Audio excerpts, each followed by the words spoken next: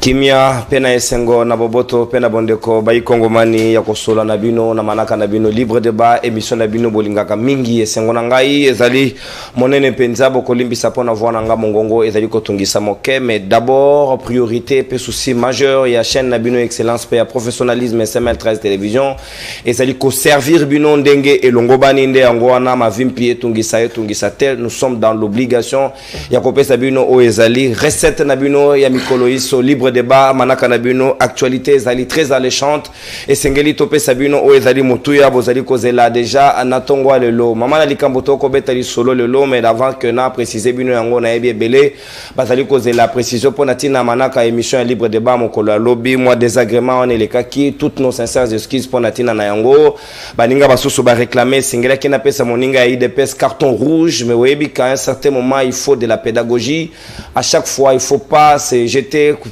kana mitambu ya bato mosusu parce que l'objectif était de saper l'émission dire que tozali ko sala moins injustice mais on a été prudent on a voulu laisser l'opinion yemoko juger par rapport à la situation non mais soyez en rassurés que vos recommandations remarques tout nous tenons en compte pour nos services au tozali ko proposer bino pe ba réaction parce que sans vous tozali na utilité mon côté na musala tozali ko sala c'est pour le pays et pour le peuple congolais de to ko sala yango nde yango sikomo boko na likambo to ko beta lelo na libre débat ezali ouverture ya session ya deuxième mandat ya Félix Tshisekedi lobby na salle de congrès makambwelekaki moi ebele Vital Kamerhe ya kamati ya ye par na ye bazaboliye biololi donc baololi ba ye batu baseki Vital Kamerhe selon certains couloirs ya INC balobi ezali kabal ya IDPS nde préparer likambwena batu muso babi Kamerhe pe a préparer ki entraîne na ye pona ba matista ye ba censé ye ba lo bayende sengela za la président babi yenda zali ko monter bakuwa na la base est-ce que zali bakuba ou ezali ko se donner na ngambo ya union sacrée est-ce que zali à la base il y a moi regroupement au caméra créaki au sein de l'union sacrée au babengi PCR nde yango ezali ko coûter ba humiliation nyo soana zali ko kamata to ko proposer bino bilili bolanda lolenge kani ba ololi papa ya batu mobali ya mama amida pe basengi ya bima même na kati ya salle de congrès et ça dit quand même image ya malamu mingi te zali soni caméra déjà assez de blessures intérieures banamboka boka moninga kulutu mwa mawamoke bon là on va pas revenir là-dessus mais soyez rassurés que to ko analyser yango pour na koluka ko dégager ba piste lolenge kani qu'est-ce qui est à la base de tout cela comment ba koki ko jigile likambwena avec beaucoup plus de responsabilité pe ami baleto ko zongela likambo ya Godempoy est-ce que professeur des universités ou azali ba diplôme belé à Kamati est-ce qu'il ne comprend pas l'administration comment ça se passe du moment où il y a commis ko expédier ba faire courant est-ce que azali en droit de pouvoir demander mais levé à Gentini Ngobila na mayo etadi ko engager ba dépenses ya ville province ya Kinshasa du moment où il a été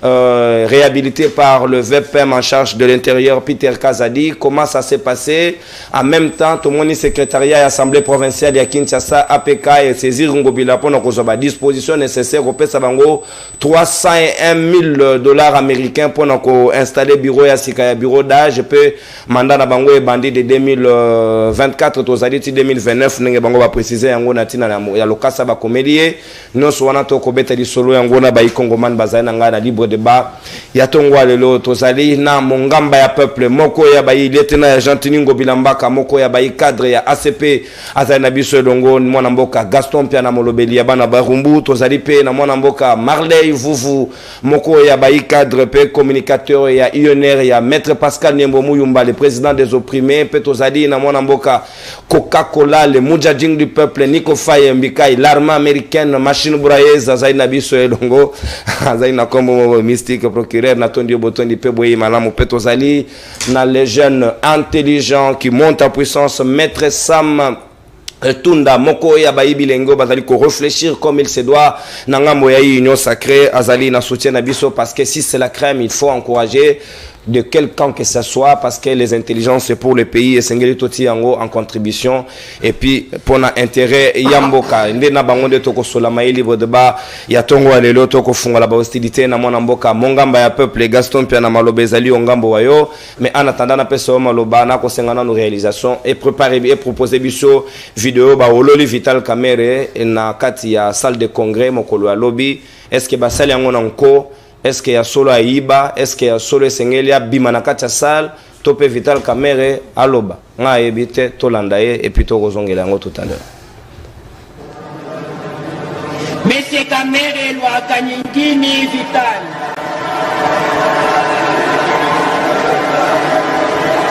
Madame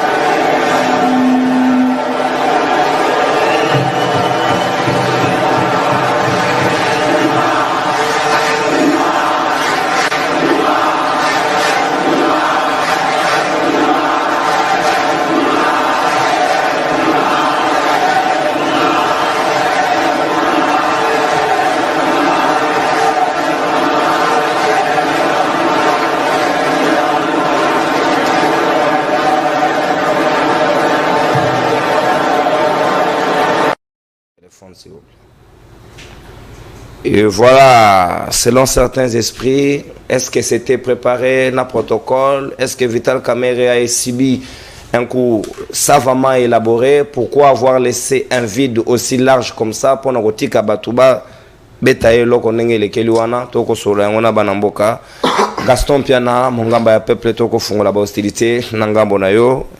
Est-ce que vous allez d'accord na ndenge omoni Kamerhe humilié lobby alors kayaki na esengo nyonso komona ke union sacrée za libota na ye makota na kata salboe akutani na Yamamoto? Est-ce que l'olenge wana nde union sacrée za ko évoluer? Comment vous allez servir le pays? Ce qui bino moboko beta na bakuba tango yeso. Merci beaucoup pour l'invitation. Mbote na baninga na ngai toko kabola na bango itando mukulu malelo mbote na bayi kongomani banso de partout. Baïbali na kacha Congo pe bayazali na mikili ya libanda, plus particulièrement pe mbote na bana ya Bahumbu ndeko nono mukolo malobi ezalaki ouverture ya session extraordinaire ya ba député o ezalaki sensible nani particulièrement pour na ko présenter ba député et puis ko installer bureau d'âge et bureau d'âge o kozala comme rôle il y a élaborer un règlement d'ordre intérieur et surtout qu'on vote bureau définitif ou kamba assemblée nationale nabiso. Bon, mais le cambo est allé couler nabiso Vital Kamerhe dire que ezali batu ya union sacrée ou bien bako ezali entre union sacrée là, je n'ai pas vraiment la maîtrise pour n'habiter batu na bali ba militaire parti nini. Moni masse nenge la wana masse ezala na amete. Pourquoi pas INC? Tu habité. Vital Kamerhe. Est-ce que c'est réfléchi cette manière? C'est pourquoi nous avons habité. Nani na kuyi ko attribuer ba charge na. Mais sinon tu dis que bato ebele ba congolais ebele bazali d'accord te surtout ba union sacrée ebele bazali d'accord te na kulutu Kamerhe depuis asale eloko na PCR. Pacte d'un Congo retrouvé. Kutungai na kumetuna mutuna est-ce que tozalaki na un Congo perdu? Est-ce que kuluta akomi poto na Congo retrouvé? C'est une question que je me suis tout justement posée. Mais eloko wana kulutu na biso asali bato belepe basali yango. Ezana sama lokonde asali pe dab na e. Sama lokonde na moni ba hololiete. Je pense que union sacrée liste à union sacrée n'a pas député Zalakité. Peut-être il est mal compris. Tant que dans l'élection, liste union sacrée est Zalakité. Zalaki regroupement. Et par regroupement, n'a pas parti politique, aucun parti politique au hasard majorité dans le Parlement. C'est-à-dire, il faut qu'on s'en ce regroupement, bon, bazana 25, bon, bazana 5, bon, ici, un groupe parlementaire a créé une assemblée nationale pour créer un groupe parlementaire, ce n'est pas moins de 25 députés. Et nous sommes pas parti. Vous avez 5 regroupements, pour 25 députés, ce n'est pas interdit que Batouana Basangan. Mais, Moukoloma lobby, Kulutu, Kamerhe, le Kola Inda Bandaki. Pour la monnaie, Batum Solvete, Kamerhe Moutabandaki, et Zalina ni Kankou, ceux qui Kankou Chiko, les représentants personnels et chefs de l'État, ne Moutouakina Makanishuana. Mais ce qui est Zaye, pourquoi Bazali Kokoya on a VK. Et VK, tu n'as jamais connu qui est, et ils allaient être. Et d'ailleurs, nous avons bataillé le lobby, précisément, Billy Campbell, le secrétaire général de Bango, à lobby, et le quoi la PCR va créer la bénédiction à chef de l'État. Bon, ce n'est pas interdit que tout sangana pour avoir un groupe parlementaire. Mais Camère, PCR, c'est-à-dire que c'est une sacrée. DAP, il y a seulement le condré, mais ça peut être une sacrée. Ici, moi, je veux également, comme on a été, même dans le une sacrée, notre biso ACP, au niveau national, nous avons 9 députés. Dans 9 députés, il faut tout composer. Na baninga mususu o tuzana maona kacha union sacrée pour constituer le chef de l'État, soit pour nous un groupe parlementaire au CA Assemblée nationale. Donc mon biso ACP tuza derrière UDPS ou azali fiene il y a majorité parlementaire. Pourquoi la fiene a majorité parlementaire? Il y a dans 69 députés. Et dans 69 députés wana yende azali liboso il y a ba parti nyonso mpe ba regroupement nyonso na ba député. Biso pe to sangani na ye autour du secrétaire général na bango Augustin Kabuya pour na kosangana comment na lolengani ni gouvernement et kozala composé mais ça et puis kulut na mso Vital Kamerhe en tant que père de famille et ça lima bien là moi j'ai l'impression que politiquement kulut na biso atekali ebembe omoni auti boloko na ba humiliation moko ya makasi homme politique ya Trump na ye ko sala yeloko ya bongo pe na parler du peuple. Et ça l'est bien. Mais là, peut-être dans quelques régions, donc non, ce sont des guerres politiques. Et c'est tout à fait normal en politique. Mon gars, il comme Elinaye, battre pas papier. VK le meilleur président de l'Assemblée nationale, il faut avoir un président. Maintenant, il y a un coulout dans le biso. Oui, qui a lobby qu'il y a des candidats. Mais le chef de l'État, il y a un pouvoir discrétionnel à koki kocha mutu oyo ya ling. C'est tout à fait normal. VK Azanako, le président de la République. Il y a cash. Au président de la République, il y a une majorité. Il y a Vital Kamerhe, il y a premier ministre, et dans le deuxième mandat, Ngaï Félix n'a pas postulé, il a été premier ministre, il y a candidat président de la République. Mais est-ce qu'il m'a quitté? Mais il faut te mettre une question. Est-ce que le gars est quitté dans le mandat de Bosso? Et c'est pourquoi? Parce que dans le cash, il y a un député, il y a une majorité. Majorité de FCC.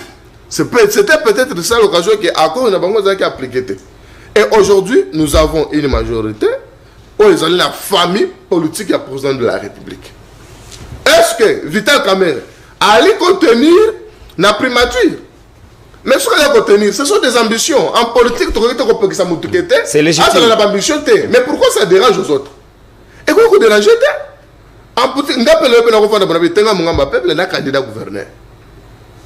Et ça a l'ambition et puis l'opinion, mais toi que sur le plan de la faisabilité, est-ce que nous avons moyen, nous avons soutien gouverneur? Donc, les lots de Konono, nous avons un groupe, ils ont une union sacrée, ils ont une union sacrée. Net bisope ACP les lots, Tozali, Simaya, UDPS ou Azali fille et Neya, majorité présidentielle parce qu'il y a une majorité. Piloté par le secrétaire général de l'UDPS, où ils ont chef de la majorité, il y a une des choses qui ont été composé pour aider le président de la République à la même fil d'idée. Mais il y a mon acheté dans 7 minutes, le dossier que vous allez coller na Maïndombe. Na Maïndombe, province de Kamamina, moi, je gouverneur Rita Bola, et un journaliste Moko, Aza Awa. Azana parquet nani Blaise Mabala azana parquet pour nani asali ba accusation ya lokuta na Rita Bola a tenir ba discours moko ya lokuta kofinga Rita Bola tango iso maintenant Rita Bola lokola kokine commissaire la justice té akeli bosa bazuzi parce que les élèves batu oyo bazali manipulé très bien identifié baza ko sa journaliste wana que non afinga Rita Bola ba audio ezali mais toli komona ba dongolo misu bazali ko implémenter comme na ndenge sur le non Blaise Mabala akufaki ainsi de suite non azali na cour de cassation na batu oyo bazali ko tinda ye et ba ko ça mais nous sommes dans un état de droit. Rita Bola akokaki commissaire à la justice moko. Merci. Et là tu komona nani elenge moko oya il y a IDPS Vanumpoi. Ah, comme non, Rita Bola détourné mbongo, Rita Bola iba ciment. Est-ce que Rita Bola n'a besoin qu'on iba ciment na mai ndombe point nangwa? Non. Rita Bola ça iba démarche awa. Les leçons que na mai ndombe ndekonono, babis transqué zali. Les leçons que na mai ndombe ndekonono, les leçons bazela makada mezali. Souris ta boîte toujours à merci mon amour. Au consommer ta antenne. Merci. Les leçons que na mai ndombe gouvernement. Merci Gaston Piana. Gouverneur la province azali nanda ko ya kitoko ya résidence. Pour la conseil la musano so nezali Rita Bola motoye ko. Merci mon amboka. Natondi Obotondi. Au consommer ta antenne avec débordement d'une minute pour récupérer en gros la deuxième prise de parole pour nous repasser pe baninga même ta d'antenne. Ezala équilibré. Sika mon amboka Marley Vufu Malobezali onga Mojading s'il vous plaît. Malobezali onga Mboyo. Est-ce que Ozali d'accord na nengo moneli situation na ndenge lekeli na kati ya hémicycle? Est-ce que Kamer méritait-il cela ou bien Zali na angle ya ba kuba politique? Comment ça se passe dans le contexte? Merci ndeko nono mbote na baninga to ka bon plateau. Na obanza te mukoleleka ki atozala ki pa Mujahideen. C'est na ba maître ma question na lobe que si on ne fait pas attention, nous allons tous être perdants. Parce qu'on ne fait pas la politique pour soi-même, on fait la politique pour gérer la cité. Et la gestion de la cité met en jeu les vies humaines. C'est pourquoi la politique ça autour des idéaux, d'une vision, d'un leadership éclairé. Mais quand vous regardez ce qui se passe à l'Union sacrée, vous allez vous rendre compte que c'est un vide. Parce que si l'Union sacrée était battue sur base d'une vision, pourquoi il faut créer des regroupements? Parce que la vision, elle est unique. Vous tous, vous êtes derrière une seule vision, il y a chef de l'État. Nous avons vu la majorité sous Kabila. Est-ce qu'il y avait eu des regroupements créés dans le MP? Parce qu'ils estimaient que sous vision, il y a Moutoumoko. Donc c'est à lui de décider comment conduire le groupe. Pour dire que tu sais que le problème, la malade au Congo est la radlelo, comme Félix Antoine Tshisekedi Tshilombo. Moni ba Vital Kamerhe bambo so baza kwa bateka bakisi ya bokoko. Ba kumukang. Ata batekelo kisi ya mabe lobe oyoka sonité ba roya lisusu. C'est ça le comportement. Au moni ba charlatan batekela so bakisi na babalabala. O kisi oyo ouais. Sans prescription, c'est comme ça que Vital Kamerhe groupe alors monde ba mboso, baza ba logo la bato bateka bakisa bokoko na balabala. So ateki le na rompo wileri, ate bixi binoto le boketeka na kingabwa. Na balé Madilu. Nazolo ba Vital Kamerhe. Je suis un problème Madilu et Alio. Donc, ça prouve déjà que l'Union sacrée, c'est un vide parce que moi je croyais si c'était la vision du président. Quelle est maintenant la vision? Il y a Congo retrouvé. Quelle est maintenant la vision? Il y a Osama Luko Nagesal. Parce qu'on crée un groupe en politique autour d'une vision. Or, par contre, dans l'Union sacrée, il y avait une vision. Alors, tous ceux qui sont en train de créer, il y a quelle vision? S'il n'y a pas intérêt politique, parce qu'en politique, il y a deux choses. Soit la conviction, soit l'intérêt. Est-ce qu'il y a la conviction? S'il y a la conviction, c'est quoi maintenant la vision du président pour qu'il y ait d'autres groupes dans la vision Moussous? Ceux qui ont un intérêt, c'est clair. En politique, c'est normal, ça la course à ma poste. Parce que l'objectif de tout parti politique, c'est d'avoir le pouvoir. Mais ici, c'est Félix qui souffre d'un manque à leadership éclairé. Mais comment on a un scénario? Comment on doit décortiquer? N'ayez pas Gaston. Gaston Lobby, Kamerhe est père de famille, non. Un père de famille, un responsable adopte un comportement. Yo l'autre fois, ngai na yo to condamné comporter à Kamerhe ya ko embrasser maman Mida na balabala. Est-ce que c'est interdit? Na baki na yo, nous sommes dans une société codifiée, mais tout n'est pas codifié.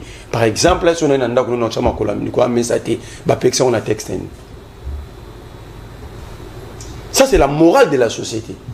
La société congolaise bantou est interdit batu ba s'embrasser na balabala. Et ça atteint aux bonnes mères, c'est pas un bisou. Bisous. C'est pourquoi ça là, on a même babilenge, dans les conditions, papa. Alors, accord cash et Koufa. Parce que sur les Alaki, il n'y avait pas seulement représenté primatique, il ne fallait pas Félix se présenter, à la caméra en 2023 à la candidat. Donc cet accord, il s'agit de Koufa déjà. Alors, on va s'engager dans l'IDPS. Mais maintenant, l'IDPS n'est plus un vide. parce que mon télé IDPS c'est vide à démontrer la vide à IDPS. On a déjà ensemble. Tout ça ensemble. À rappeler au propos na yo papa. Ah on a plateau Oyo. Assumez monsieur. Mais j'assume encaissez les billes papa, encaissez. Au moins mboka ba militant. Ba ngoyo ba militant ba bakenda ko lola ko la Vital Kamerhe. Ba militant musu ba ina ba Kamerhe ne meilleur président mboka ba militant. Ba militant ba sa simarate ndenge yo salia. Na plateau Oyo tozala ki na ba mettre. On le démontra IDPS c'est vide. On peut 5 exemples à vide à IDPS. Sur bino va te sangana vide bino boa banane. Mais tout ça déjà ensemble. Gaston, notez vous connaissez comment ça se passe. Yo on bisa ki biso la plateau la ligne ba téléspectateur e ba rubenga. Ba lo ba soki nazo kosa. On ba IDPS c'est vide et puis on démontra ba vide à IDPS. Si on lelo bino ba to boza vide te boke sangana vide. Bon komi banane bino. Ma vidiste. C'est ça. Classe politique congolaise, classe malhonnête. La politique ne se fait pas au Congo autour des idéaux. Donc, ça va bien faire comme Mouyibi. Tu sais qu'il y a comme Moutoumabé. Tu sais qu'il y a comme Veka c'est la guignoso. Donc, pourquoi c'est la guignoso à Coco Yiba? Bah, tu peux me dire, gazé, bah, on peut monter à Yibi, on a bon, Yibi à venir, on a bon. Si on va bien misika, tu sais, Veka, tu sais qu'il y a comme béton autour de la vision du président. Ben, bah, revendre dans le lobby, tu sais qu'il y a gagné à thé, maman, bazaï, baroya. Maboko salité. Maboko salité. Tu sais que des années azana mona likama mona libabe. Ba militaire ça idée ya MLC. Ouah, azana raison wala libabe. Tant que tu sais ben balobi toke pas tu sais que des zones propres. Donc c'est ça le pays des militants. On n'a plus le peuple, maintenant nous avons des militants. Or c'est pourquoi ba militants beaucoup de fanatiques. Je prends un exemple à Birita Bola. Nous avons Rita Bola bakanga awa nenga bima au travers de l'explication te. À ça que nord est très mbongo il y a déjà kana mino Congo en manisque. Oyebi yango. Mais pourquoi pour ça la ramam tala garçon yo leki dia ajo lumumba bunde l'indépendance. Mbula yo sala ngo leki o lumumba bundi c'est la ba Belge. Mais yo nanga ito melarama ezo bimisa couleur ma suba na pompe. Yo nanga ito za kana courant te. Yo nanga ito somba lipa na balabala mitu kezo le kezo chango poussière. Tout somba maladie, tout faire la condition ma bateau bazo yi ba biso à venir. Vous prenez quand même le soin de les entretenir dans des plateaux de télé. Est-ce que tu revends à Gaston, tant qu'on va parler ça biso qui gère la société Gaston. Allez-y. Qui gère la société hologramme. Est-ce que le scénario est fortuit? Dans un scénario rapidement, dans 2 minutes, dans scénario et salami, ce sont des coups politiques. Tout de suite, on l'a dit, j'ai constaté que c'était une réponse préparée dans cette tenue dans propos Gaston. Avec implication du protocole. Caméra yaki, c'est normal, mboka militant. Il n'y a pas de 100 jours après, si les Congolais 5000, il y a des papiers. Les pauvres, que Kamere, c'est le meilleur président de l'Assemblée nationale. Bateau, ambition, le rôle ils se sont organisés à l'intérieur.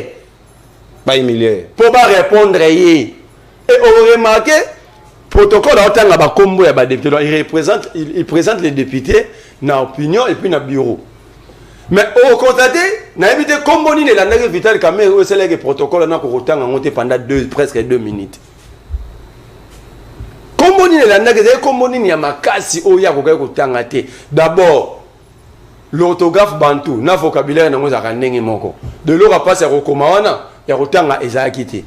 Mais au constaté tiki vide jusqu'à ce que babandi ko yé Kamerhe, même le président à intervenir. Batiki yango bon a to humilié. Donc il y a place na biso, il y a se préparer déjà bateau jouant. Mais si l'IDPS pense que Bakoro soit poste wana, mais c'est encore une fois contre la géopolitique. Comment on peut avoir le premier personnalité à pays membre l'IDPS et l'IDPS va avoir encore la deuxième personnalité de la République. Et jusqu'à ce que l'IDPS a Olinga dans la primatie. Parce que c'est ça la vision de l'IDPS. Or, lorsque vous êtes dans un groupe politique, vous perdez une partie de la souveraineté.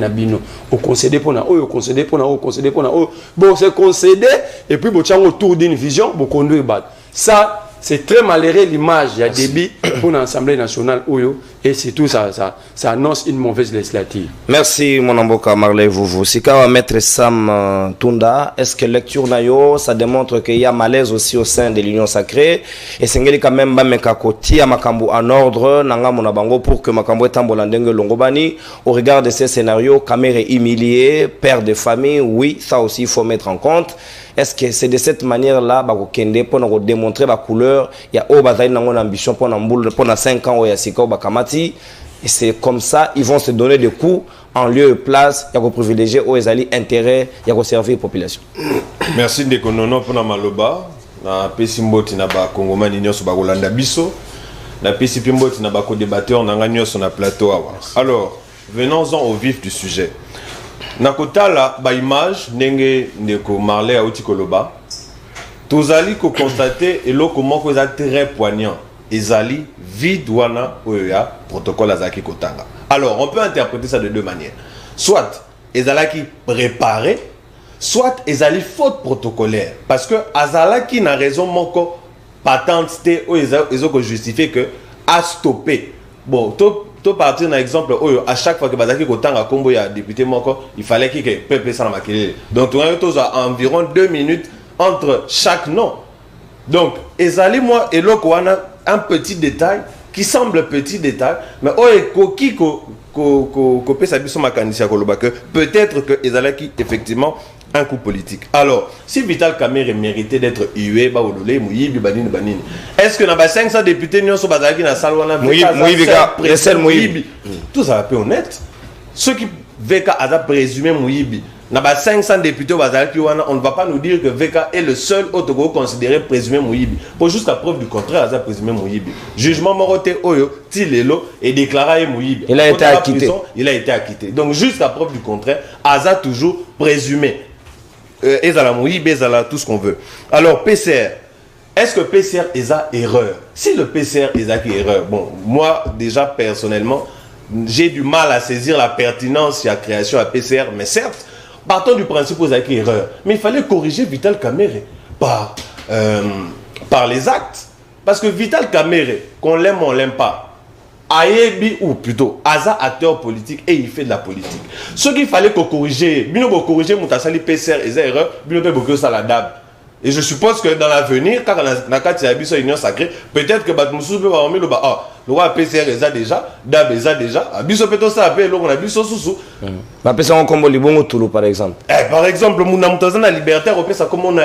Donc, je pense que de ce côté-là, il fallait mieux corriger la chose. Ce qui, tu estimes que PCR est erreur, parce que j'ai du mal à vous expliquer clairement la pertinence de la PCR. Alors, je vais essayer de surenchérir dans ma campagne comme Marley à lobby. On a assisté les lots. DAB, PCR, et Ali, effectivement, défaillance dans la structuration et union sacrée. Vital Kamerhe, dans l'interview à lobby Nini, tu as créé PCR pour faciliter l'organisation au sein de l'union sacrée. Alors que ceux qui n'ont qu'à l'union sacrée, il y avait des structures bien établies, des structures qui fonctionnaient correctement, on n'allait pas en arriver là. Mais on a un présidium, ça sert à quoi si ça résout? À part le présidium, à part le présidium, un peu, comme les Assuneni, honorable Mbata. Il a atteint ne fût que 5 personnes autres au fonction et fonctionnent à l'union sacrée. Donc déjà en termes de structuration, Bissomoro la union sacrée, on avait déjà un problème. Et c'est ça qui a donné naissance à il y a DAB, il y a PCR et j'en passe. Donc dans une certaine mesure,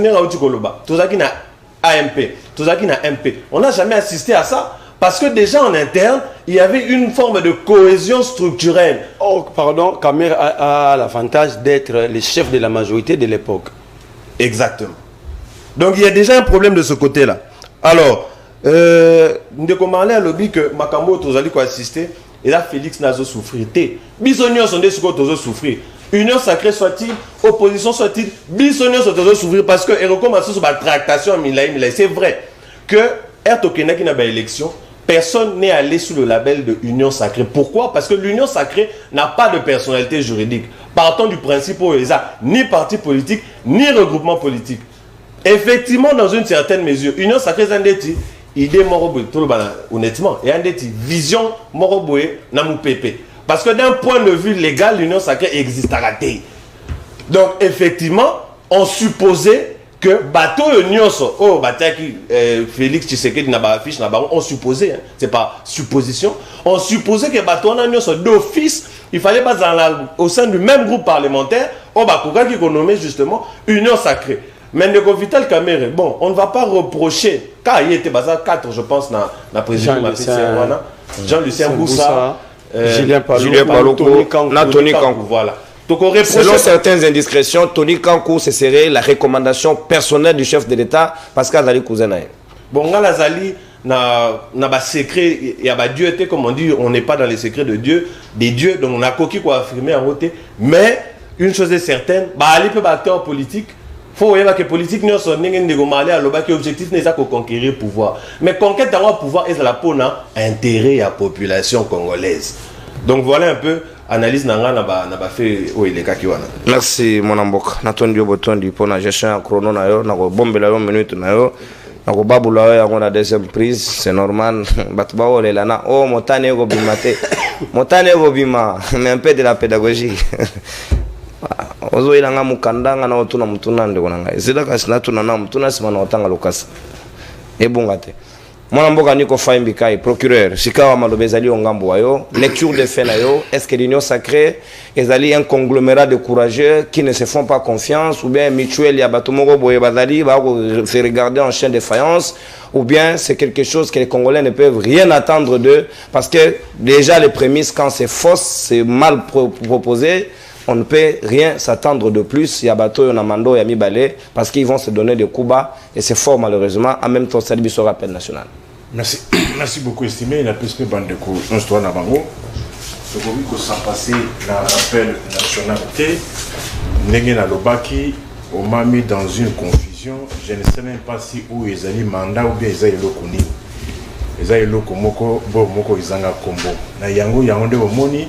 Je ne dis pas que non, jour J moins, mais je dis jour J plus. C'est-à-dire, Batmoko va s'imposer dans Mandoki, ça fait déjà 6 jours à dater du 24 janvier 2024. Parce que le mandat est à 5 ans et s'il y avait fait un mandat, il y a eu ça le 24. 6 jours déjà. 243 jours, Bandama Namboka Salomo Kalonda Escadera Bakanga qui est pour la détention d'armes, prévention et la détention d'armes déjà abandonnée. On a inventé d'autres infractions, mais il est là 243 jours, Bobeta Machine en termes de mois, c'est combien? Tableau peut Koufi, papa, faut changer. Tableau Koufi, moi je n'aime pas les critiques. Ce qu'on met le tableau Koufi, au PCK, le cas c'est $100, tout ça, mais monsieur, c'est l'objet de Sika. C'est à l'image du pays, ces tableaux. Mais vous, les Congolais, vous êtes trop fort en critique. Bobenga Kame, pour ça, la Kakadabi, Oyo, Tchete, soit Yomoko, que au Sommelinga ou Memelinga. Yo, diaspora, nous, c'est bien à Roba Kogisarate. Est-ce que moi, j'ai dit les diaspora? Et là, commentaire à mon pas dit ça. 243 jours qu'un père de famille, mari d'une femme, responsable dont la fuite n'était pas craindre, la liberté, c'est le principe, la détention, c'est l'exception. Malheureusement, les Mobutis et leurs enfants ont inversé les valeurs. Même situation pour notre estimé confrère Stanley Boujakera, 143 jours, qu'il a été aussi cueilli de la même manière que Salomo Kalonda, au pied de l'avion, dans les mêmes conditions, avec les mêmes pick-up. Il y a Pembewana. Alors, on se pose la question, on va où? Oh, savons que les dossiers avec prévenu, ce sont des dossiers qu'on traite avec célérité. Il y a des dossiers sans prévenu. Malheureusement, les Mobutis et leurs enfants n'ont jamais eu la culture des textes. 706 jours depuis que notre Bunagana échappe. 709 jours. Que notre Bunagana échappe au contrôle de Kinshasa. 549 jours que Banda Monamboka, Jean-Marc Kabound, victime et intolérance.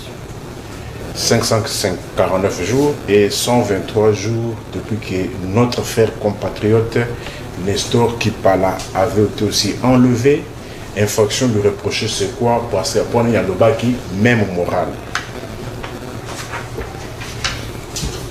Situation, il y a congrès au Salamaki Lobby, n'a parlé du peuple et MPR.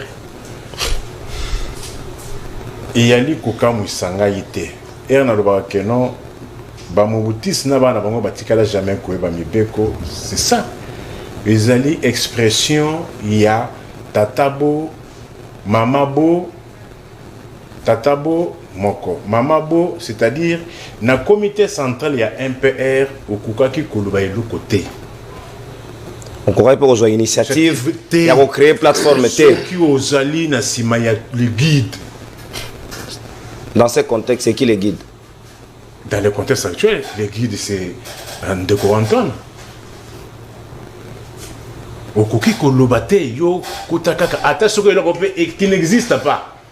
Je suis content que Ndeko Nani, Sam Tunda. Sam ait compris que cette histoire de l'union sacrée, c'est que le Congo est allé dans le bac, Nabenga Kango, Borizanga Kombo, Mukumbusu, Chama Bela, monstre, vampire. Zela, Chama Bela, il a venu dans Tunaya Yebi. Zela, mon gars, Chama Bela l'accent.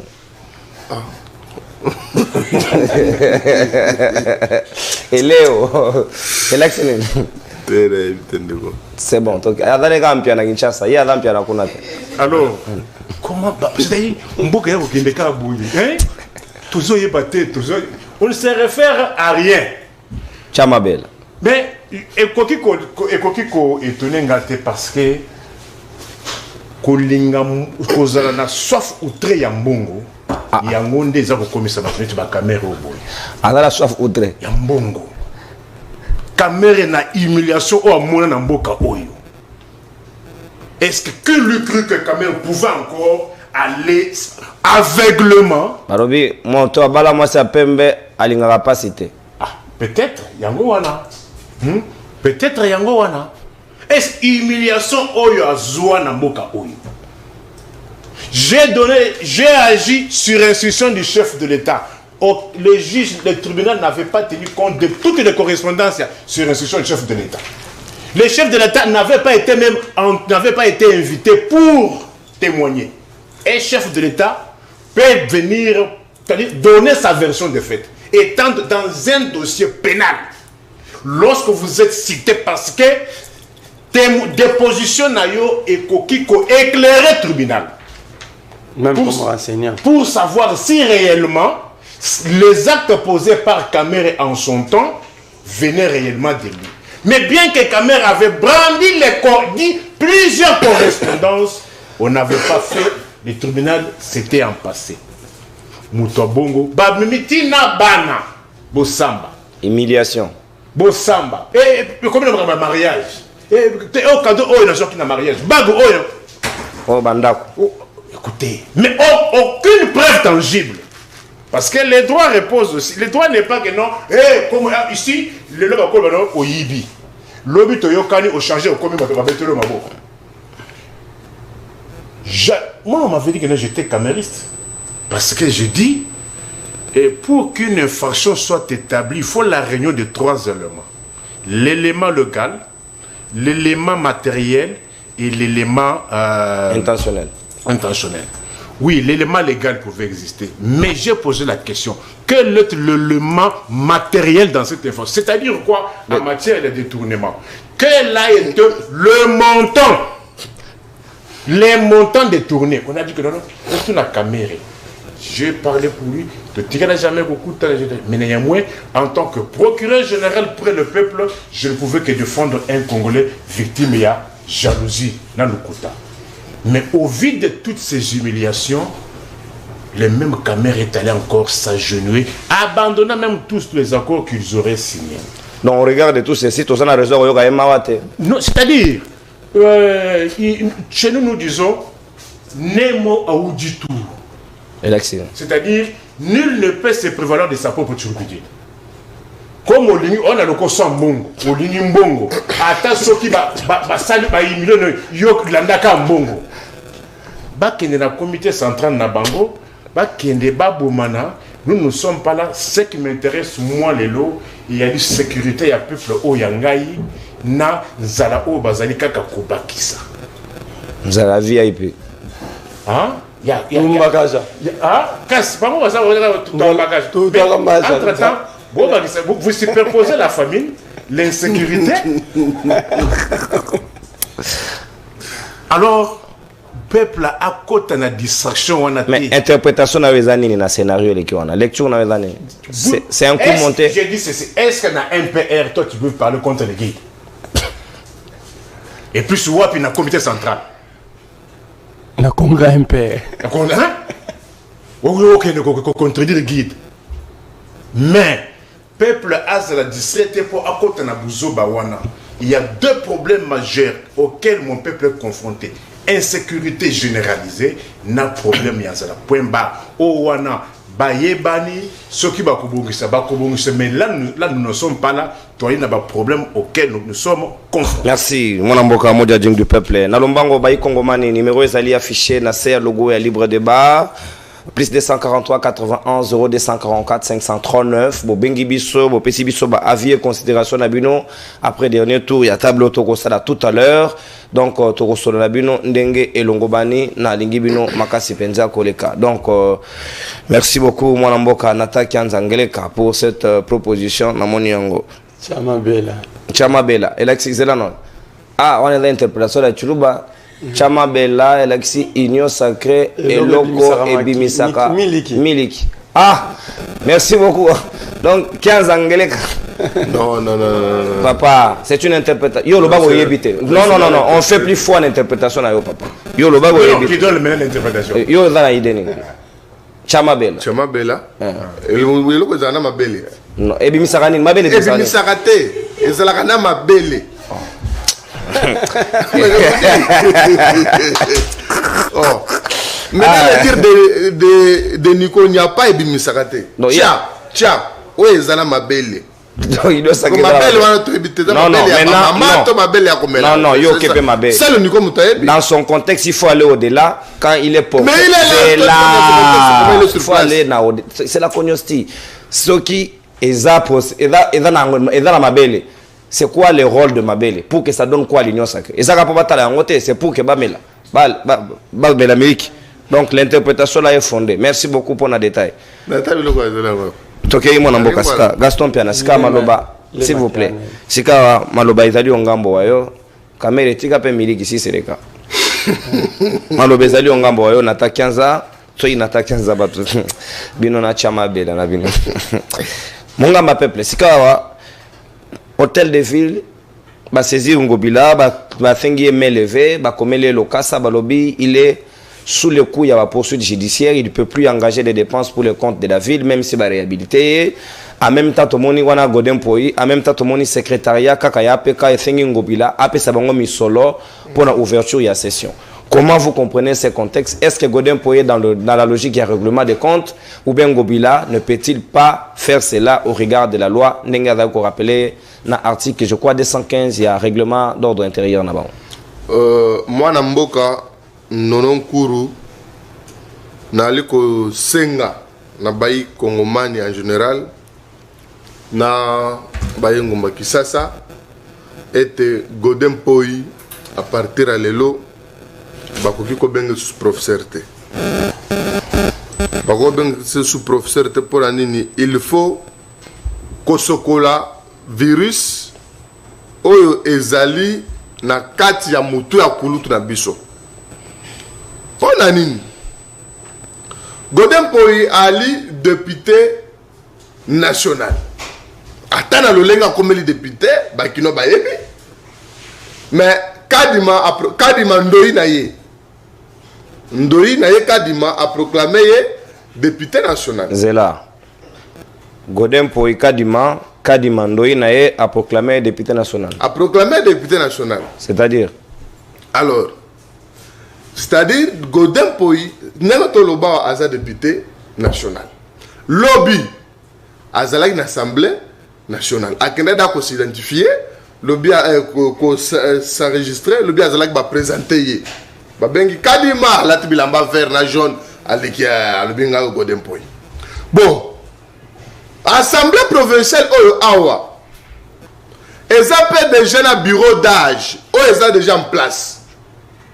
Bureau d'âge ena ekozala présidé na kulutu na biso Amos Mbokoso oyo azalaki ministre provincial ya transport, na edi Iyeni Molangi Daniel, na madame moko Bahati Kanefu eli alimete Bahati yango partout tina assemblée nationale tina sana bakobima. Alors bureau d'âge est déjà en place. Godin Poy a reçu engagé assemblée provinciale te ndomoni secrétaire général et assemblée provinciale a commis le gouverneur de la ville Lokassa le 26 janvier comme objet ouverture nouvelle législature 2024 à 2029.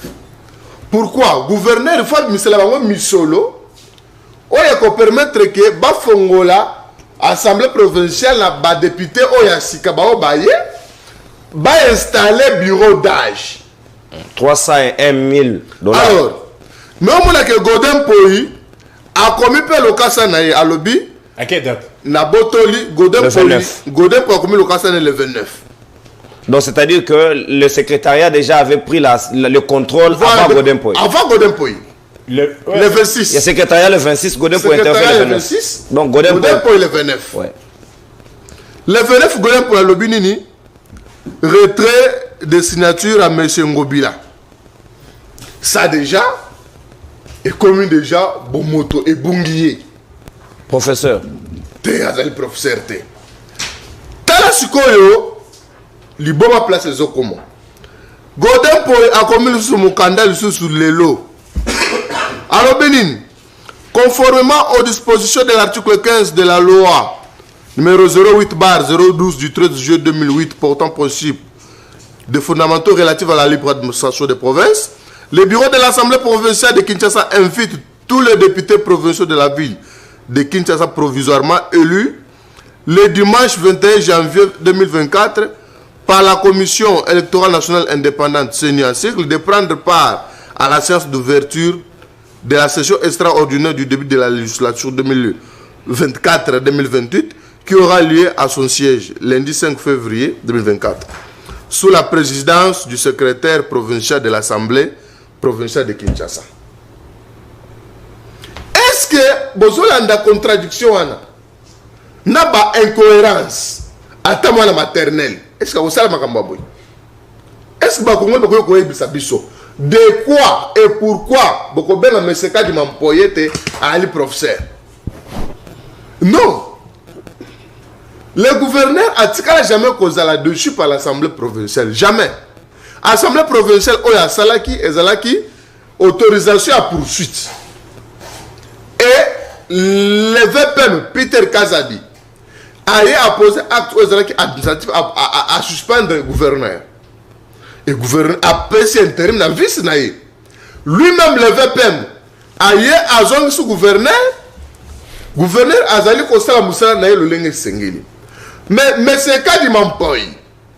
Pour le côté du secrétaire, mon temali kounou likonya, acharnement oyo azaki na contre Jentringo Bilambaka, a commis kolanda ke kolanda tiemoko a ke kotuta na libanga. Il s'est fait exposer na ba congolais nyonso bazali komona oyo ezali kolika ezali acharnement. Alors bana kisasa bazala kinya apuraki na ba député à Sika. Godin Poy n'est plus député provincial. Parce que pour la présidence de l'Assemblée provinciale, il faut la députée provinciale. Mais Godin Poy n'est plus député provincial. A opposé par acte où ils ont engagé le gouvernement provincial dans la qualité de. Donc c'est ça que nous avons.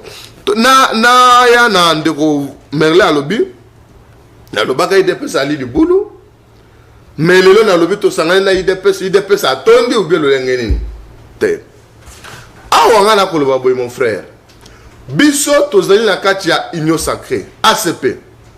Souci na biso ACP ça que le président de la République a reçu deuxième mandat na ye. Président apesa ba congolais le tili ka apesa bango mai apesa bango misala le lenga la ki ba on la kacha campagne électorale le lenga le na discours ya investiture na ye mais na kacha union sacrée tozana parti politique oyo nga nazali ko benga yango fiene UDPS pourquoi bana ba député ebelé oyo secrétaire général avant Augustin Kabuya ayeli chef de file et puis surtout se faire identifier na kacha majorité na UDPS oyo na kacha union sacrée pour accompagner réellement le président de la République. Parce que le premier ministre a issu, il y a majorité parlementaire. On a identifié na parlement. Alors, c'est pourquoi Bisso, tous allés ensemble, na UDPS, on a toujours été UDPS à partenaire privilégié na Bisso. Sous leadership, il y a président de la République, il faut que UDPS partenaire privilégié Nabiso parce que Nakata IDPS, Nakata Union Sacrée, tu sais bien que même le président de la République n'a pas fonctionné à cause du président de IDPS, mais il y a une famille politique. Et ça, dans le lingue, dans le béli, dans le béli, qui était Biso, tu as battu IDPS. Ou bien, Ngaï, mon peuple, non, dans le Bakayango, Ngaï n'a pas été calacate, comme tu as IDPS. Mais nous sommes en politique, nous avons que 9 députés. Nous sommes obligés, il y a Kosangana, Baninga Moussousou, pour la Kosunga, Tata Mokoza Ekolo, on a niveau à parlement. Merci. Et Baninga, oh, Sangana, Bango, Ezali, UDPS, oh, et Kambami Namwana Mboka, le président de la République, Félix Antoine Tshisekedi Tshilombo, ACP, oh, et Kambami, Namwana Mboka, Augustin Kabuya, oh, Ezali, secrétaire général Nabango, le lobby, tous allés, c'est Manayango, et majorité Nabiso, Ezali, majorité, ya. Merci mon amboka. Natondi Botondi Gaston Piana Mongamba ya peuple. Mon amboka Marley Vovo. Lecture de fait nayo au regard il y a des correspondances au Koti. Est-ce que Godem est-il en droit d'engager encore l'Assemblée provinciale du moment où Akeko validé déjà mandat dans l'Assemblée nationale? Est-ce que les Congolais basés sur la culture, il y a des textes dans solo? Pourquoi la culture des textes ne doit pas habiter dans l'esprit de certains Congolais? Merci de Gaston Alobi. Biaza mutaïri betena lobi question nga example IDP c'est vide yo mutoye biso idée on a que IDP c'est vide mais na bino boke sangana vide pour gagner quoi mais depuis dans la vide toi la cancer on a malobate ba toi tungisa yote autant subir non la pédagogie veut que la pédagogie veut aussi qu'on écoute les autres s'il vous plaît. Comment partenaire a regardé de tomba siège à partenaire yo mutoye na image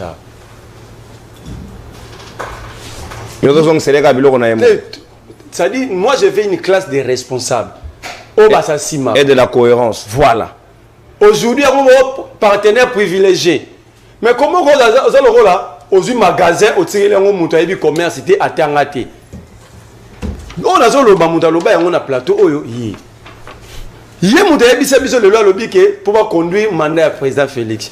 Il y a un vidéo que Félix va invalider le candidat. Il faut pas l'élection président parce que le candidat a une élection. Il y a 4 inscripteurs à un seul bulletin. Je n'ai jamais dit ça.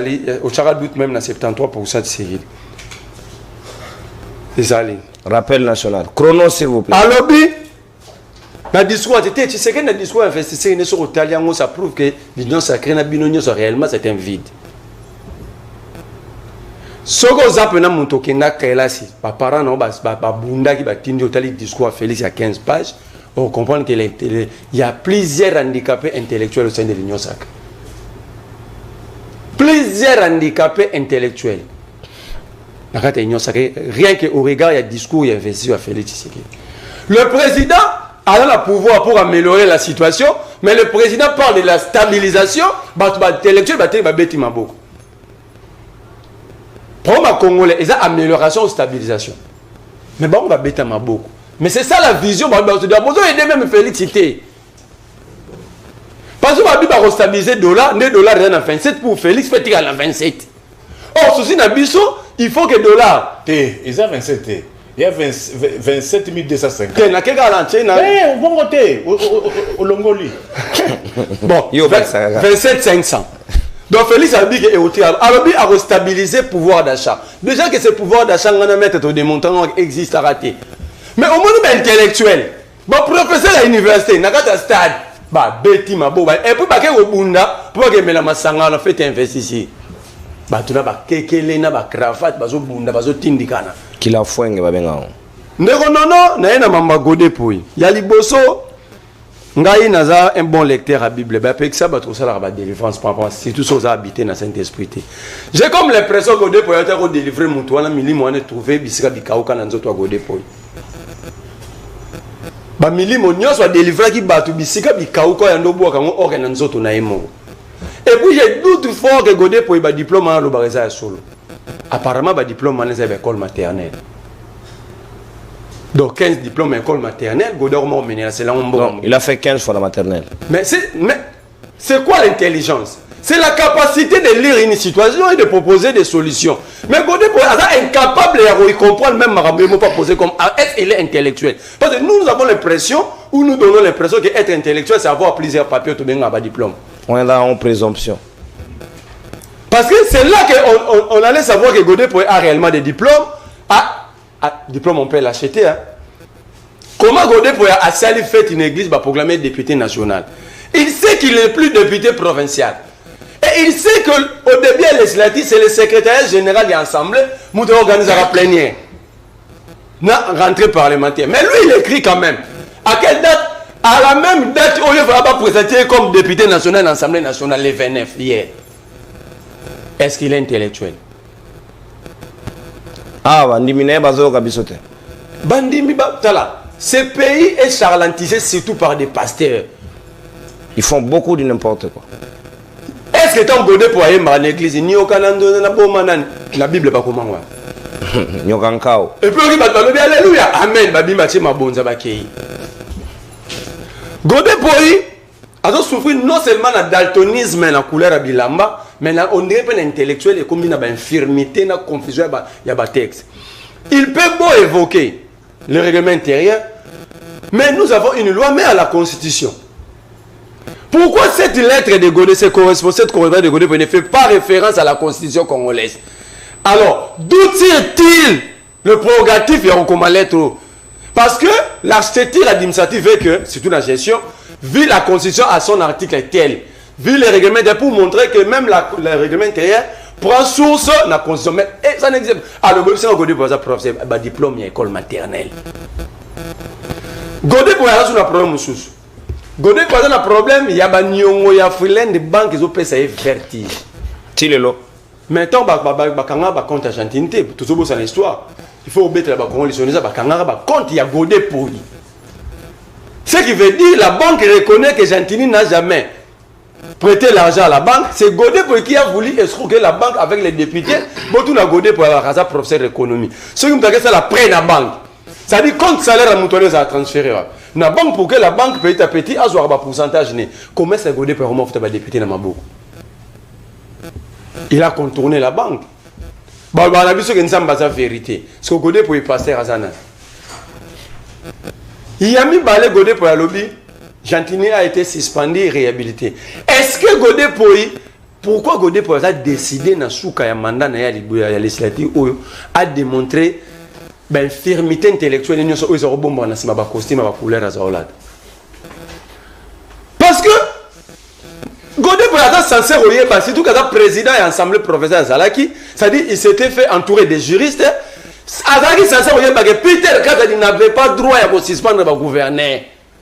D'ailleurs, Moutou Faki d'abord a comme la Peter Kazadi lettre pour s'opposer à Peter, c'était Godé Poyi qui est président et l'Assemblée provinciale. Alors, malgré réhabilité, même Moutou a le pouvoir de sanctionner, comment il peut avoir le pouvoir de réhabiliter? Est-ce que la compétence n'est plus d'attribution? Monsieur Godé Poyi professeur.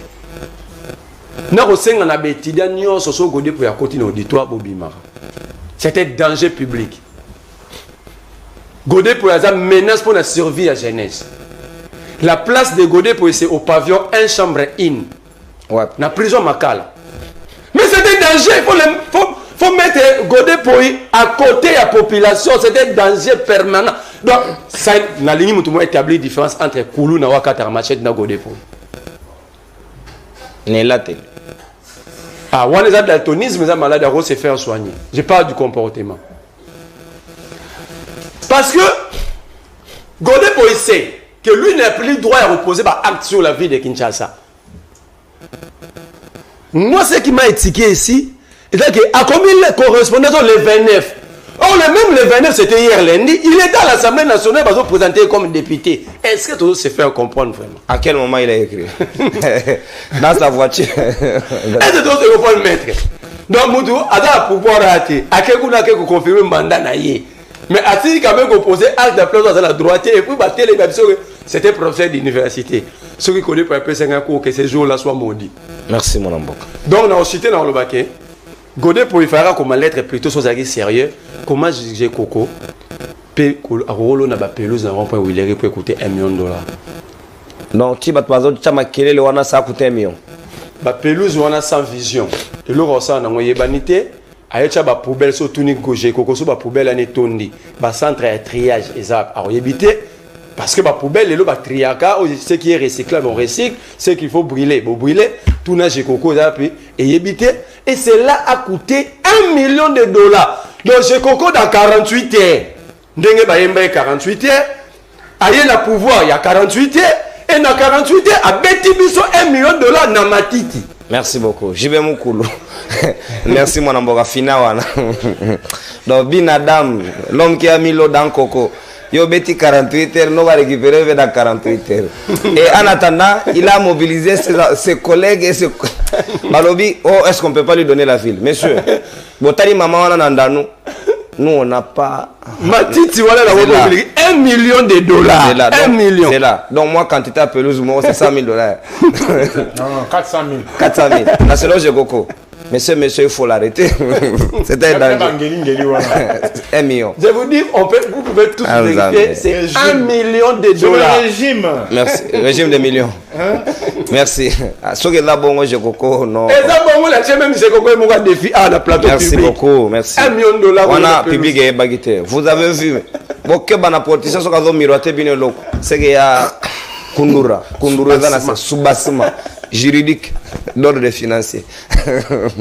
Maître Sam, toko gene moke na souka. 1 million Jekoko. 1 million pelouse. Attends la Côte d'Ivoire, va l'autre pelouse 1 million.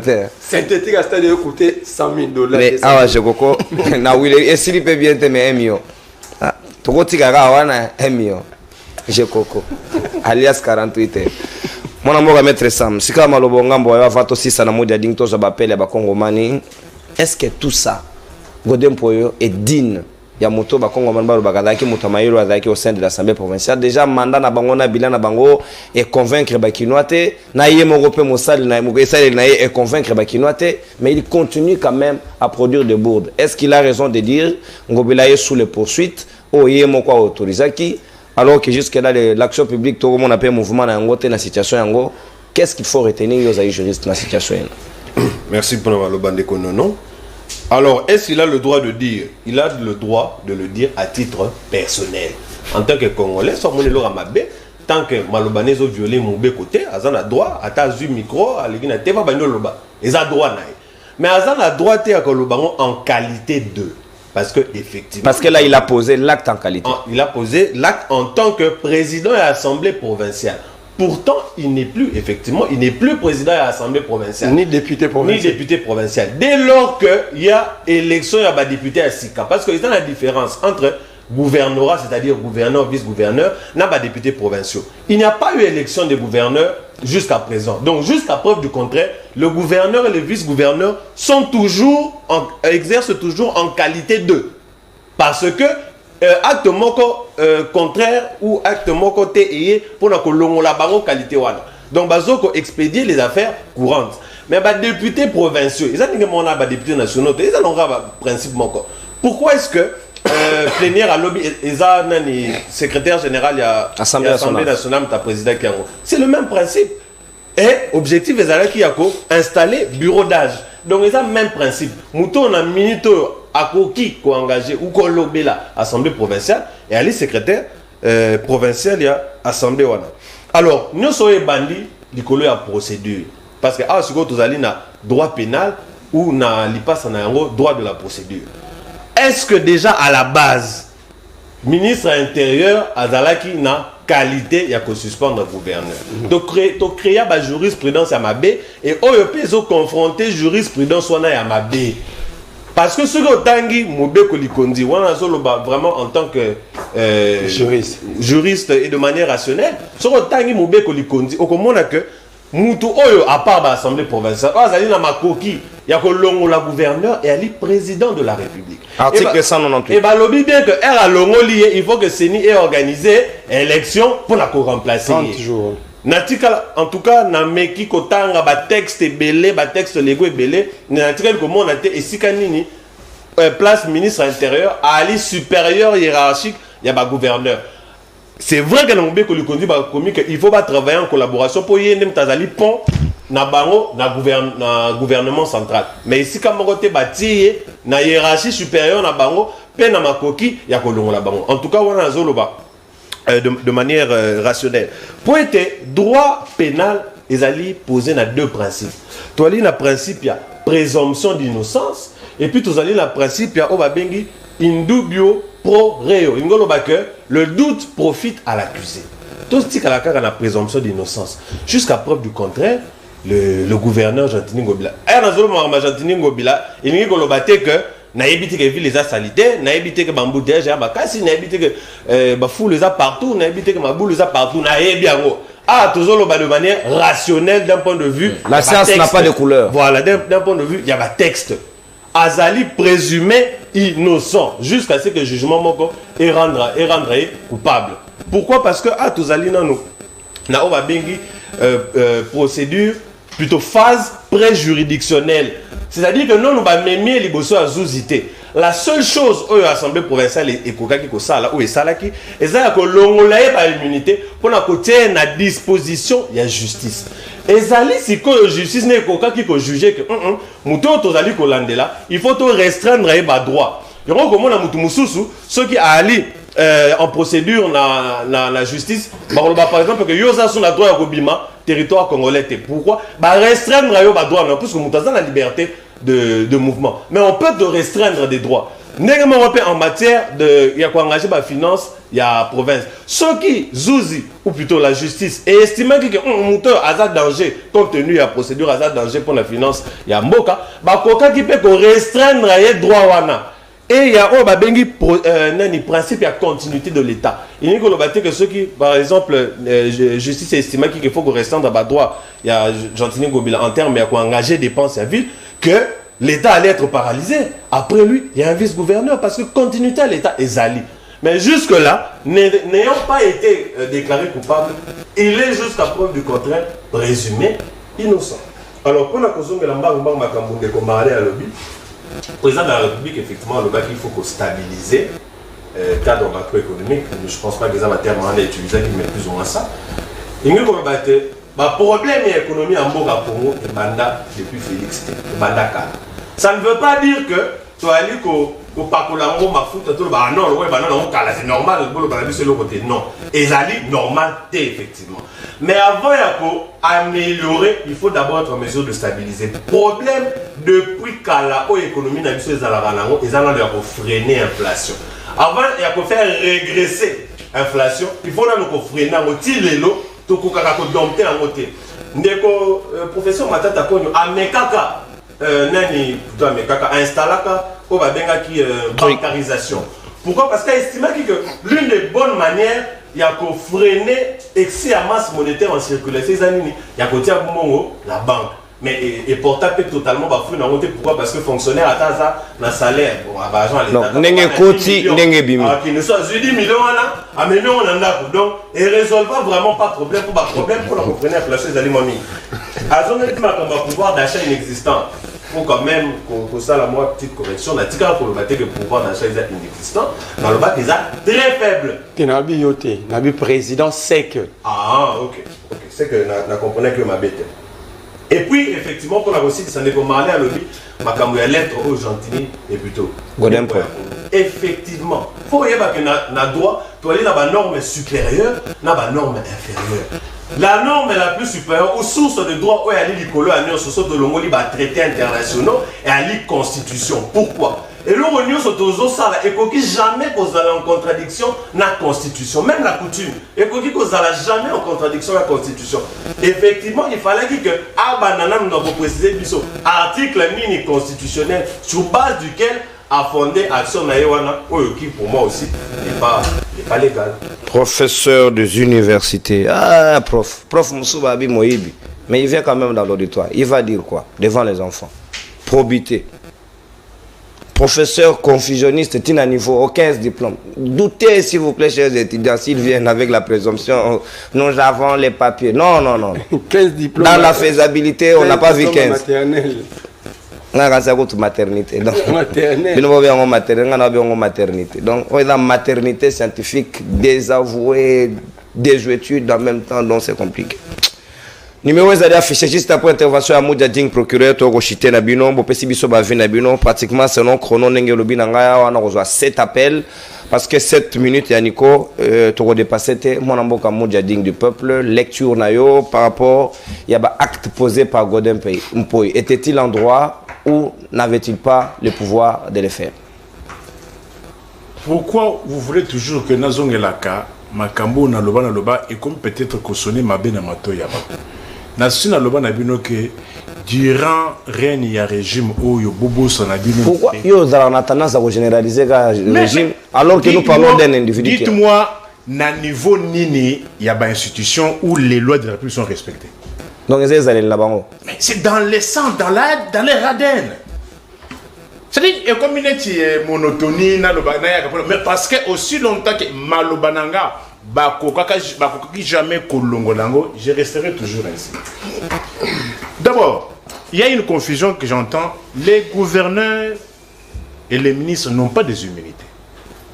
Mais Baza soumis à un régime, il y a autorisation.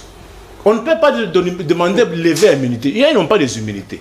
C'est une autorisation, il y a poursuite. De poursuites. De deux.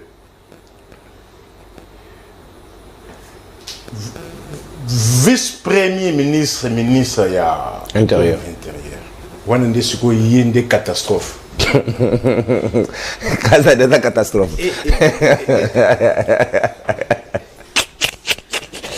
Encore il est catastrophe. Il peut prendre une suspension, il y a un niveau, il y a vice-premier ministre, il y a une mesure conservatoire.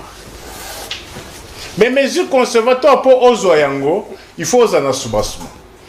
Aux mesures conservatoires. Bien sûr, il faut que l'opinion retienne. C'est parce que nous sommes dans un régime totalitaire. Les gouverneurs n'ont l'autorité directe que l'Assemblée provinciale. En vertu du principe de parallélisme des formes et des compétences, ne peut révoquer que celui qui a nommé.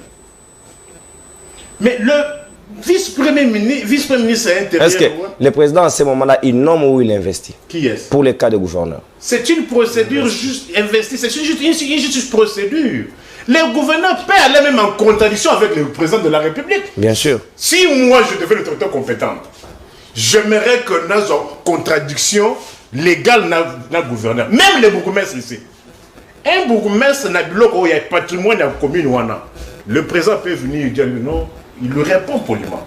Monsieur le président de la République, avec tout le respect que je vous dois, ça c'est un patrimoine de la commune. Vous ne voyez pas ce qui se passe aux États-Unis? Un gouverneur du Texas, tellement que Joe Biden est trop large vis-à-vis des migrants clandestins, il a dit quand vous êtes trop large, tous les migrants clandestins au Mexique ou en Texas, il fait quoi? Il a affrété l'avion. Le gouverneur a vu les migrants clandestins. Attendez le à Washington. Attendez Joe Biden à Washington. Ça peut se faire chez vous. Droit à la défense. Il y a eu... Oh, il a triché, il a volé, oui. Mais où est la preuve? Est-ce que si il faut se référer à la Constitution, où ils ont manifesté sincérité? Article 19. Les droits de la défense est garanti et est autorisé, est organisé et garanti. Quand on acquise, il ne suffit pas seulement de... Non, il faut arriver aussi à entendre la personne. Au risque que des décisions soient préjudiciables, et surtout en cette matière électorale. Il va se poser un autre causus. Que va-t-il se passer si Jean-Tini Ngobila, on ne retrouve rien et qu'il aura aussi, il a droit aussi de faire un recours pour Kanaïpe et sa statuer. Réhabiliter surtout. Non, constatons. Réparer. C'est-à-dire, il y a une situation, c'est supposé qu'on n'avait pas traité au niveau ASENI. Il n'y a pas eu, non, on n'a pas traité son dossier. Qu'adviendra-t-il si l'on traitait son dossier et qu'il arrive à atteindre sur le siège? Pour la dimension, il y a contentieux. Exactement que nous avons attaqué Gaston Pianapo à Ibak. Non, non. C'est-à-dire, son dossier, lui, n'a pas été traité. Mis de côté. Mais comme il a été candidat, avoir payé, être en ordre, il a été en ordre avec la CENI. Le moment venu, il est en droit aussi de demander aussi pour que son dossier soit traité. Quand il soit traité son dossier et qu'à atteindre le siège. Désigner na Funa, à tout moment, on peut arriver aussi à toucher na Funa. J'ai dit, nommer na Funa. Qu'ils s'attendent qu'un jour, à tout moment, on peut revenir sur ça. Le 29, c'est écœurant. Dans les pratiques administratives, au niveau de l'institution, on ne peut pas écrire la lettre le même jour et l'expédier le même jour. Dans les pratiques administratives. Si la lettre a été écrite... Non, il y a une célérité. Non, j'ai dit, dans les pratiques administratives, vous ne pouvez pas, pour une institution, écrire la lettre aujourd'hui et la transmettre aujourd'hui. Ça pose problème. Deux. Il y a une confusion. Au niveau de la qualité. Le président de l'Assemblée nationale. Provincial. En temps, vous êtes député. Les bons sens, bien qu'on donne un délai, les bons sens aimeraient que pour éviter le chevauchement des compétences, vous faites le choix pour arriver à bien poser les actes. Maintenant, il doit poser les actes en tant que député national. Il ne peut pas continuer à poser les actes en tant que président. D'une qualité perdue. Deux qualités électives au même moment, ça ne peut se faire que sous le régime démocratiste et leurs enfants. Ça pose un problème sérieux. Hein? C'est-à-dire, les actes posés aujourd'hui et les deux actes que vous pouvez poser le même jour, le 29, vous allez les poser comme candidat, comme député national ou bien comme président de l'Assemblée nationale. Provincial. Et du moment où le secrétariat général s'est déjà saisi de la situation. Et a déjà écrit. Ça pose un sérieux problème. C'est pour cela que j'avais un professeur, André Bolantoté, là. Il disait que moi, professeur, je ne peux pas accepter de devenir politicien parce que accepter d'être... Si tu es professeur et tu deviens politicien, tu seras tenté toujours...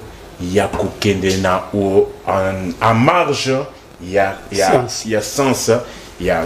Alors, Ndeko Sam, vous dites que non, pouvoir d'achat et consort. Non. Le pouvoir public est là pour cela. On ne peut pas parler de stabilisation dans le contexte actuel. Il faut chercher à combattre, à déclarer la guerre. Comment? C'est comme si le pouvoir n'a pas encore commencé, on vient de le commencer, on dit que non, on doit le faire. Non, mon frère. On a passé plus de 1800 jours. Il y a Nini. On peut faire une évaluation à cela. Dollars, dont on a méconnu hier. Aujourd'hui, les dollars, pour le rappeler, c'est 272 500. Qui était à 160 000. Merci, Nico. Et pouvoir d'achat. Est-ce qu'il y a l'homme courant? Ah, tout travaille sous groupe. Et je me pose la question, qui vont nous suivre dans la cité là-bas? Les lots Banagoma Babenga, Saka Makala, Saka Makala Nagoma 90 000. Merci Nico. Merci. Non. Faut pas commenter ça. On va détruire. Merci. Saka Makala. Et Makala 500. Non. Aucun effort n'a été. Mbongo oyo 1 million. Oyo c'est oyo tche pelouse wana. Le roi Kaba pelouse wana. Kati Sabo epose aveni Kabamba. Mon frère, je me pose la question. Merci Nico, merci. Téléphone ouvert. Merci. Merci. S'il vous plaît, téléphone ouvert. Merci. Non. Lucine de certaines incompétences. S'il vous plaît, papa. Ndeko, ngaza na lotili ki para ngate na de bonhomme. Lucine de 3 jours na lingwa la courir. Lucine de Ndeko. Vous apportez pas relationnalité, papa. Les gens souffrent, tu veux faire des commandes. Non, s'il vous plaît. Mais là, le but est que courir, ça bien. S'il vous plaît, Gaston. Le but est que courir, ça bien, papa. Écoutez les appels, s'il vous plaît. Il faut. Mbote mwana mboka obengi biso ape comme nani. Bonjour, nabengi na matete. Lobande kokosongela maloba 2 fois te tokende. Nabengi na matete kombo nanga Cécile Salama. Naza coordonnateur de jeunesse émergente dans un coordonnateur de génération. Loba makasi mwana mboka s'il vous plaît, augmentez votre volume de voix. Na lobby kombo nanga Kobandela maloba te s'il vous plaît. La télé a une manière de communiquer. On ne revient pas 2 fois sur le même propos. On a les chronos. Ah, ne vous attaquez pas à lui. Il faut lui expliquer. C'est important. Donc, Kobandela maloba 2 fois te. Si vous appelez, vous attaquez, vous évoluez. La télé, c'est comme ça. Et puis, kende moi musika ya télévision na yo obengi biso opesi biso avis na yo et aux amalamo. Bonjour Libre Débat. Je remercie Joseph Kabila pour avoir laissé le pouvoir à l'IDPS. Il nous a permis de comprendre leurs insuffisances et incompétences. Personnellement, je n'attends rien de cette législative. Encore 5 ans de théâtre Fontaine Longange depuis Mongafula. Mbote mwana mboka obengi biso ape komonani. Oui, Mbotende Konono, Tatou a depuis Gimpoko. Ok. Oui, Nazap, toujours dans la Bina, selon thématique, Nabino, Bouzou, Bela Mamoya, ce qui est rentré parlementaire, ce qui est il y a Salamagi Lobby. Vraiment, il n'a pas si pour Namboko. Mais tout ça, pour croire que non, avec l'IDPS, donc, et non, comment on marché. Toujours des tâtonnements. Même les zones quand même à bien ma casse. Donc, peuple congolais a un intérêt mon côté. C'est la carte n'a pas mal même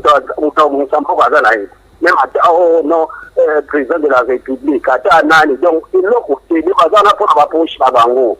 Donc, ça. Donc, il a tenté qu'on benga la nuit, l'émission des cas qui vont la nuit là. Oh, il y a pas une taille de personnes, malheureusement. Vous avez un nombre d'appels où il est limité. Na yoba kanda fo nyana san charge na effort na mamba bandeko tant wala ba opposition il est pesa na wana pour la opposition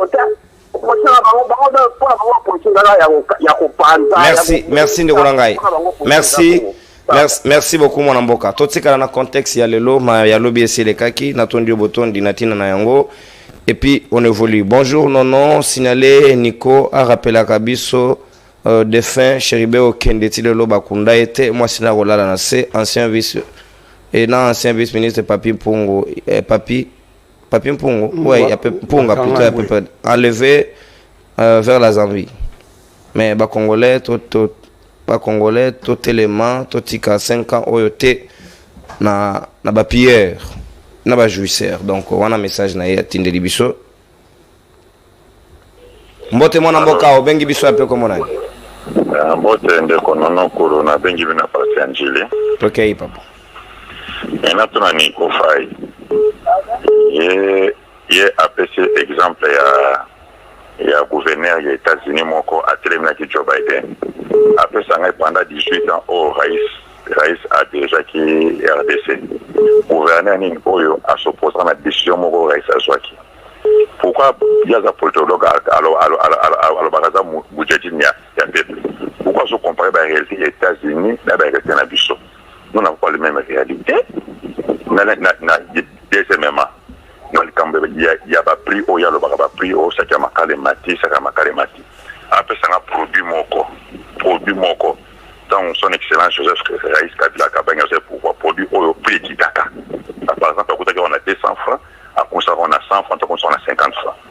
Nous avons un problème global, des problèmes d'individualité, des problèmes de stabilité, il y a Tshisekedi. qui a été ça pour y avoir ça comme tout sangana tout en tout je vais pris table qui trappe na lokoni dans la marque table c'est mon président mais je veux rapide à l'époque naie il faut faire ça na prier lokomoko oh yo Joseph Kabila na gouvernement ekitaka. Merci mon amour. Merci. Dans tout ça na toute la proposition na proposition ba NL et ça bien tout ça na photo za likansi mon côté de organisation. Merci mon chute. Merci mon amour. Na tondi botondi na vina yo. Modia dinga noter sur matoro za baninga basoso. Bonjour libre débat de Kompiana atika diale l'orient de bon demanda oyo ya mutu wazo sala o mutu na mutu sala o ya lingi tokoka godem po kaka na théâtre ndeko Mike depuis Mongafula baninga Mongafula bakolanda biso pe belé peut-être que côté courant ezali baza na courant quand même moins stable mbote mwana mboka obengi biso ape comment nani kende musika à télévision na yo s'il vous plaît mettez votre téléphone na licha téléphone na litoi kende musika à télévision allô kende na musika à TV na yo s'il vous plaît na kanyi kutu allô Tokei merci Tokei allô loba Tokende na lobi boye omoni eza problème moko ya makasi eza na mboko ok olobi okangi mozoyo kayango ozoyo kani ozo peso ok c'est ça le Congo c'est pas bien de konanga maintenant on a perdu le temps pourtant on va oloba malamu appliquez vous-même les principes ce n'est que le principe de rappeler bino. Bonjour libre débat la violation de la constitution et la religion du régime en place signé de Poetas depuis l'enserré Obengi ok musique à télévision to éviter en haut volume nassé c'est comme ça que nous allons procéder mbote mwana mboka obengi biso ape comment on a na bengi na rompo ngaba Tokei na lobi boye omoni problème a mboko yo soki totalika IDPS mboko yo kufa nango loba tozo ka loba papa omoni mboko yo soki totaliki IDPS mboko yo kufa nango kongole ndenge papa awuti koleka totika fanatisme mboko ya biso nyonso totika fanatisme na minute na zo sabino soki boye na rompo ngaba pa policier jar na jar kotobola bato bapine konyokola bakobana moto des jours moko eza na minute soki boye na rompo ngaba bapolicier bazo se comporter na marque moko mawatro donc to prendre confiance que il y a que ça la nyonso pour même kobengana ndenge nazoloba boye naza spécialiste ya communication. Je suis un licencié dans l'animation il y a INA. Donc on avait ça la blague de formation où on a la joie et il y a dit qu'on a créé conscience à la population. La mémoire dans ma famille. Merci beaucoup. On ne va pas exploiter ça ici de Kotoza Ngonga Mingite. Merci beaucoup. Gardez votre mémoire. Merci. Merci pour notre point de vue. Na police, binope, boza agent de l'ordre. Boza agent de l'ordre. Du désordre, ce n'est pas bien. Bonjour, Nalingi Nayebisa Ndeko Oyo Azo défendre Tshisekedi que mandat ya l'État et Silaka. Lokola Ozolia, Bazo Sepela, mais lobby Torotunana. Mais tu sais comment on a aussi Ndeko. Avant dernier appel, Mbote Mona Mboka Obeng Bisa peu comme on a. Mbote Ndeko Mono na bengi depuis commune Ansele. On a fait Sibino notre Mbote na plateau. Ok, Ndeko, merci. Na koloba ndeko Gaston boye ndeko Gaston ayedima indombe biente ndeko Gaston toko yedima indombe te oyedima indombe te biso na indombe to souffrir ma casse na province ya grama indombe parce que banzela ezati banzela isaka banzela ya nyoki banzela ya konkia banzela nyoki ya bendela banzela malamu te na kati ya indombe ezati soki oleki na TV oloba indombe ba route ezali route moko te ya indombe za ya makadam dede ndeko Gaston oza mutu ya jalelo batie makadam tote na maindombe ezake nzela nini ezali nzela isaka benzela ya bendela benzela ya konkia benzela nini yo ya koloba biso basaka ta bakolo maindombe de biso kotambolaka na maindombe konyo tobikaka babaleniaka soni tosolaka kinkole to esinkole te malu nzela ya kamia kitoko te transport ngo etamoto zela yo za okenda pe ino oza bwele mbala suko okenda kule zaina abira ilo transport Odanko. Mbote ndeko, bengi sape comment là. Libre débat, bonjour. Bonjour ndeko nangai. Ouais. Ça s'appelle kokota libre débat, ça sous facilité par rapport au commune à ouais, bato bazo benga mingi. Merci. Vraiment exactement tant to benga rabo et que ba minute l'équipe so mingi to ça nimsa ya kosa. To dara la souci ya mboka. Souci ya mboka ndeti na biso to benga bino mingi. Hier, je vous ai appelé pour vous informer que Awa Massa c'est on obéit à la Kimpé Makasi pour la insécurité et l'équipe mingi. Et l'équipe il y a eu même des morts aussi. Ouais, on a entendu, il y a eu des morts. Il y a eu des autres dans la zone, peut-être bien aux Akina Tato, Boyebaki à côté. Mais maintenant, il peut y avoir somme à Robi Balibata. Et c'était terrible, je te dis, population est terrible, bizarre, terrible. Peut-être net, il y a dit, pas la bicho, il y a provincial, président Godé. Beaucoup de si comme vous êtes théâtre, pas que ticket que ça la théâtre, pardon. Parce que c'est dans une même l'église, au monde bandivi bazo yate. Mais qu'est-ce qu'on peut faire là-bas dirigeant à Bongo? Mais comment Karabango bazo zonga? Mais je n'arrive pas à comprendre. Donc ça qui s'attend Bongo, au monde bande on a bicho à Malais, vous banono, bande on a bicho ya directeur à chaîne. Batu ya Bongo, to ko zo bango to créer groupe la bicho moro, to bimisa ba élite moro nande on a bicho ya procureur. Yeah, moto mo ka benga biloko la tanga mo Kabila ba noko kitate. Bon, si on nega biloko la tanga Kabila no kitate na tanga Tshisekedi de fait kitate. Donc on peut continuer comme ça. Hein? Merci beaucoup, bonne journée. Merci mon amboka. Montazoro avec conscience, yo me met dans l'incompréhension. Yo tu ne parles de Maindo mais tu n'as jamais été là-bas. Non, arrêtez de prendre ces risques papa. C'est pas bien papa. S'il vous plaît. Non, ouais. Allez-y.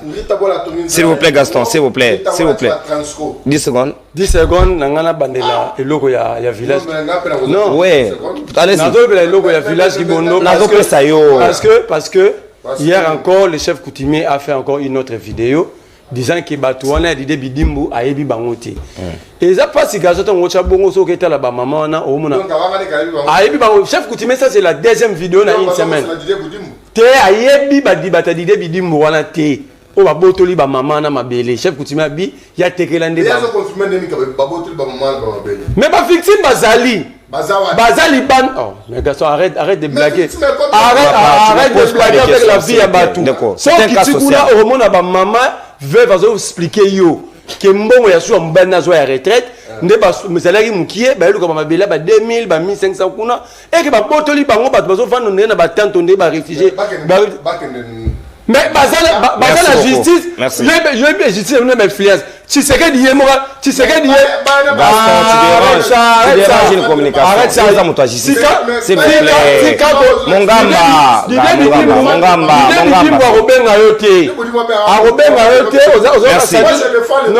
non, tu n'es pas le peuple. Merci.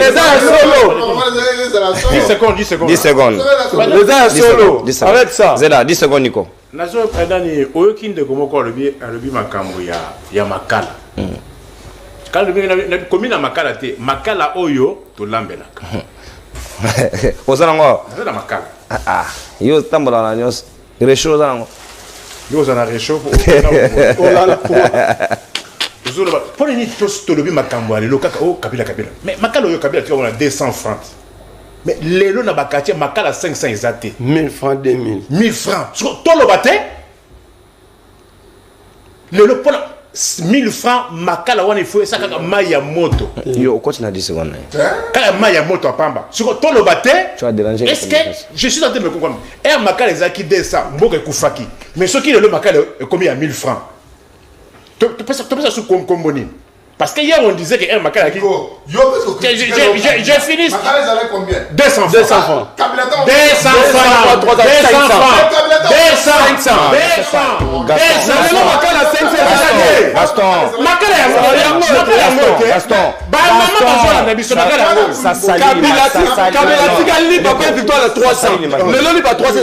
S'il vous plaît, ça fait. Carré Kabila 300 carré. Gaston, s'il vous plaît. Toyokana. Ça donne le pouvoir pour améliorer la situation. Mon Nico, n'a retiré Maloba. Mon amboka, Sam, chité, 10 secondes, s'il vous plaît. Ok, merci beaucoup. Tu déranges, ça fait pas. On a des débat et puis bakongomani bayeba ete ntango tozwaka maloba eza na plateau ya télé tozokanisa boye yali mpona intérêt ya mboka yali mpona intérêt ya baindividu te donc oyo yali vérité en dépit ya baposition politique na biso tozodéfendre biloko na vérité ndenge elongo bani et cadre médiocre ya macroéconomie ya mboka ebandi na Félix Tshisekedi te ebanda pe na Joseph Kabila te ebanda pe na Kabila le père te depuis Mobutu tu assistant à bateau d'inflation moro exorbitant et ça ba biloko moko otozali ko s'efforcer ya kolinga et bonga ezala améliorer. Voilà. Merci beaucoup Gaston Piana, moyen na peso exact parce que tu as dérangé le temps d'antenne des autres. Oui, c'est ça la discipline. Na lingi na peso rouge, olati da rouge kolinga te na peso motane e bala na o ya ngobila. Na pesa ngobila. Ngobila futur mandat. Ozana ngote et monsieur Sili. Au revoir. Tu as dérangé une communication importante. Bye bye. Et monsieur Sili. Tokutani lobby pour un nouveau numéro. Au revoir. Saluez-vous.